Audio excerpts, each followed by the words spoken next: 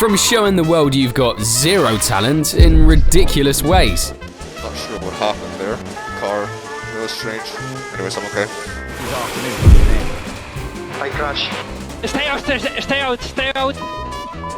To pulling off completely brain-dead and absurd decisions, not just by drivers or teams, but even the FIA. These are F1's most embarrassing moments. Just a heads up, it's painful to watch. Think you can handle it till the end? To start off, who better than the legendary Yuji Ide? Thankfully for the other drivers, the Japanese driver only lasted 4 races in F1 with Super Aguri in 2006, but in such a short time, he proved to be a machine for embarrassing moments and dumb mistakes. If you've seen the video I did of him, you already know he's easily one of the worst drivers to ever get behind the wheel of an F1 car. He was so bad that the only reason he didn't last longer was because the FIA took away his super license. Something that has never happened to any other driver in history. Yep, you heard that right. I don't think I ever came across that before I made that video. And honestly, what else can I say? Ide's brief F1 career was just one embarrassing moment after another. Just to give you an idea, he didn't even know how to speak English, so can you imagine how awkward his interactions must have been with his engineers, mechanics, and the rest of the team? Total disaster, for real. But if I had to pick one embarrassing moment he had, it would definitely be this one. Gute Runde zu fahren. Oh, dieser Ide kämpft mit dem. Just a little mistake, right? A quick reverse and it would have been no big deal. Well, not for Ide. Yeah, Ide didn't even know what to do. He was stuck and couldn't move the car. Even his race engineer had to jump in on the radio. To put reverse gear. Try to put reverse gear. And nope, you're not tripping. Put reverse gear. Because Ide was absolutely useless, they even had to bring out the red flag. Have you ever seen anything like this? Just surreal. But just a few moments later, the impossible happened. Honestly, I don't even know what I've just watched. I can't even imagine how embarrassed Ide must have felt getting out of the car. No wonder they took away his super license so quickly. He totally earned that. Moments like these where a shitty driver proves they can't even drive while a ton of better ones could be in their seat are just downright pathetic. But what about when the FIA mess up? That's when F1 turns into a total cringe fest. And it's happened way more than just once or twice. But the day F1 really turned into an embarrassing and pointless circus was at the 2005 United States GP, which a lot of people call the worst race ever. And honestly, it's not hard to see why. That season, there were 2 tyre suppliers, Michelin and Bridgestone. Most teams went with Michelin, while only 3 used Bridgestone, Ferrari, Jordan, and Minardi. It's actually wild to think there was more than 1 tyre supplier back then, right? But I guess that at least made things more interesting, with strategies based on how each tyre did at different tracks. At Indianapolis, some Michelin teams had a few accidents during free practice because of tyre issues. Apparently, the reason the tyres were literally blowing up was because of the banked high-speed turn 13 on the track. This part of the circuit was used by NASCAR and IndyCar, so let's just say it wasn't your typical F1 corner. It was a super fast corner that not only created massive G-forces, but also put a lot of stress on the aerodynamics and tyres. That's when Michelin said they couldn't guarantee their tyres would be safe for the race, since they weren't sure they could handle all the stress from turn 13 for that many laps. After that, and once qualifying was done, Michelin, the FIA, and the teams obviously started negotiating about what to do. They couldn't just leave it like that, right? I mean, it was way too dangerous for the drivers. Michelin suggested changing the corner by adding a chicane to slow the cars down. Kinda makes sense, right? Hours and hours went by as they tried to figure things out, and guess what happened in the end? Well, there was no agreement between everyone, so the GP was going ahead as usual. How could they leave it like that? 100,000 people in the stands, all the drivers lined up on the grid, revving their engines, ready to kick off the race. What's gonna happen with the Michelin tyres? Honestly, no one knows. And actually, no one will ever find out. It seems we have, instead of a clarity of purpose here, a state of confusion. And Coulthard, for one, is wanting to race. McLaren look like they're getting ready for their cars to come in. McLaren, Toyota, there's the pole sitter Jarno Trulli pouring into the pits, and just listen to the crowd.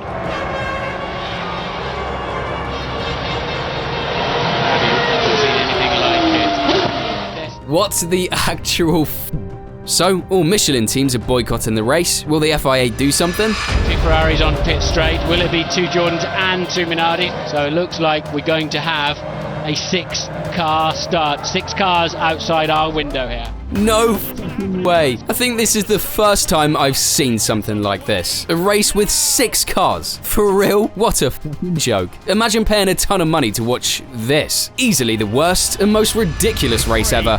The Ferrari comes out of that turn 13, which caused the problems. Across the line goes Michael Schumacher. While the Ferrari drivers didn't even know how to act on the podium, Thiago Monteiro, who got his first and only podium in F1, couldn't care less. After that embarrassing day, the FIA and F1's image was trashed for a long time for letting such a ridiculous thing happen. And obviously, fans were asking for refunds. F1 made a total fool of itself that day, and Eccleston and the big shots paid the price for it. But the FIA aren't the only ones that paid for making a fool of themselves. You know who else has? Of course, Ferrari. And he will definitely... Oh no! No. I'm not even talking about that. I mean the infamous 2002 Austrian GP, where what they did was just plain stupid and unnecessary. It was the 6th race out of 17, and Schumacher had already won 4 and grabbed a 3rd place, leading the championship with 44 points. Juan Pablo Montoya was 2nd with 23. Safe to say, everyone expected the German to dominate again and take his 3rd title in a row. Meanwhile, Barrichello had a rough start to the season. 3 DNFs, 1 race he couldn't even start, and only 1 podium. But when they hit Austria, everything flipped. It was the perfect weekend for Barrichello, and with Schumacher right behind him, Ferrari couldn't have asked for a better race. Or could they? Are Ferrari just playing with us, saying, okay, let Michael close up, but we're going to let you in anyway? Or are they saying, no, Rubens, you have to move out of the way. It'll all come down to the last corner. Let Michael pass for the championship. Let Michael pass for the championship. The last corner, and Barrichello, is he going to win, or is he going to allow Michael Schumacher to take the victory? That is a disgrace. That is a disgrace. Oh, I am so disappointed. Michael Schumacher is the race winner in Austria. What the fuck was happening? The fans, the journalists, and pretty much everyone was left stunned, which was just ridiculous. This really ticked off the crowd, the fans, and the press.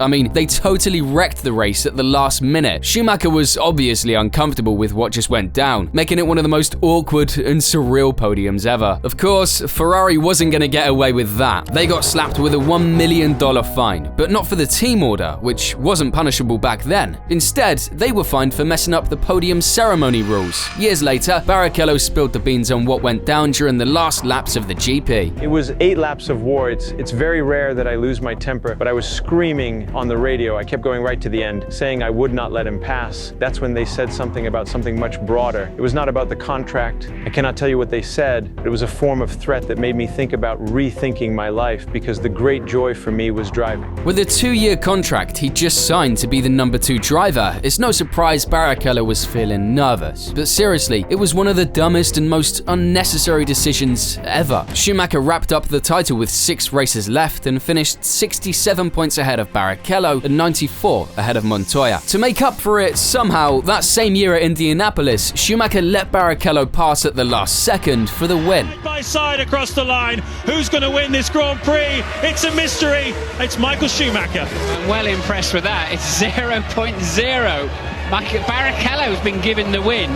No comments on the unnecessary mess Ferrari made that year. They put their drivers through all those super embarrassing and absurd moments. But as I know, you guys love ridiculous screw-ups too. So let's check out some mistakes that had everyone laughing their asses off. Remember Grosjean? The Frenchman totally earned his rep for having some of the craziest and dumbest crashes. Someone's gone off, quite a few have gone off there. You can see Sergei. And that is Romain Grosjean, and that is a very big crash indeed. It's safe to say he was one of the most reckless drivers out there, but his dumbest and most embarrassing crash? Definitely the one in Baku in 2018. That GP always brings wild races with all kinds of chaos. Kin's perspective. Whoa, that was so nearly. But he's going to try and dive down. The inside, they have crashed! They've gone into each other!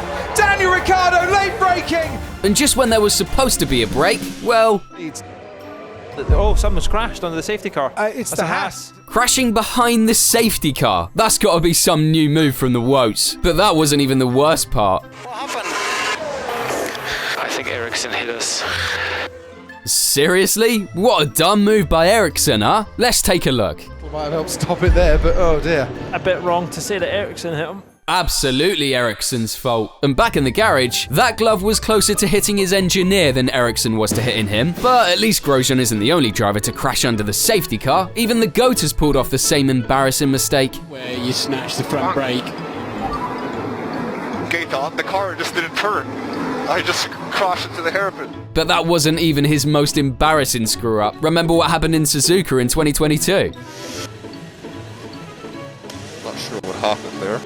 Car, it was strange. Anyways, I'm okay.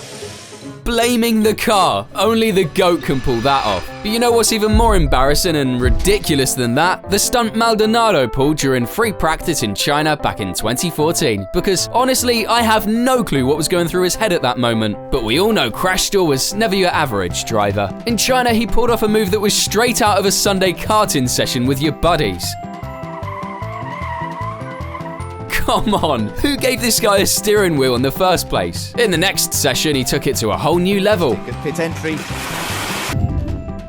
Seriously, he couldn't even get the car to the pits without wrecking it. What was going on with him?